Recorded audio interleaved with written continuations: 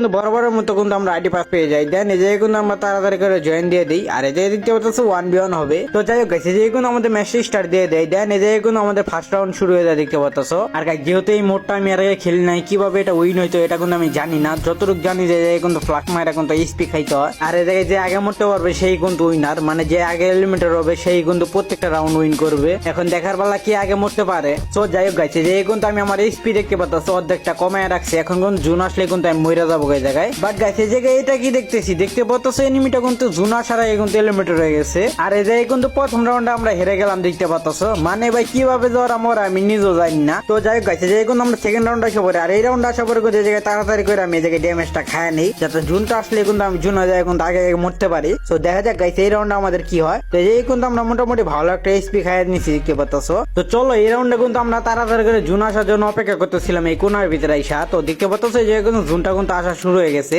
আর এই জায়গায় কিন্তু আমি তাড়াতাড়ি করে জুনের দিকে যাওয়ার চেষ্টা করতেছিলাম। আর এই জায়গায় হঠাৎ করে দেখে পিলারটা এই কিলোমিটার হয়ে যায়। মানে ভাই কিভাবে কি করে আমি কিছুই বুঝতেছি না। তো যাই হোক গাইস, আমি হয়তো কোনো একটা ভুল করতেছি যার কারণে কিনা এই জায়গায় পিলারটা বারবার জিতে যাইতেছে। তো এই কিন্তু আমি এবার কিন্তু কোনায় এসে কিন্তু ফার্স্টটা মারি। আর এই রাউন্ডে কিন্তু জুন আসার সাথে সাথে কিন্তু আমি জুনের ভিডিও দৌড়াদৌড়ি করি। আর এই জায়গায় ফাইনালি এই রাউন্ডটা আমরা কোনো মতো জিততে পারছি। তো যাই হোক গাইস, মনে করছিলাম যে এভাবে কিন্তু সবগুলো রাউন্ড জিতে যাবো, কিন্তু না গাইস, এই জায়গায় দেখো আমাদের সাথে কি হয়। এই জায়গায় কিন্তু এবারও কিন্তু ফ্লাশটা মারি কোনার ভিতরে যায়। আর এই জায়গায় কিন্তু বেশ কিছুক্ষণ পরে কিন্তু আবারও জুনটা চলে আসে। বাট গাইস এই জায়গায় জুনটা আস্তে আস্তে যে কিন্তু প্লেয়ারটা আবারও এলিমিনেট হয়ে যায়। মানে ভাই ও কি খেলতেছে কিভাবে খেলতেছে আমি কিছুই বুঝতেছি না।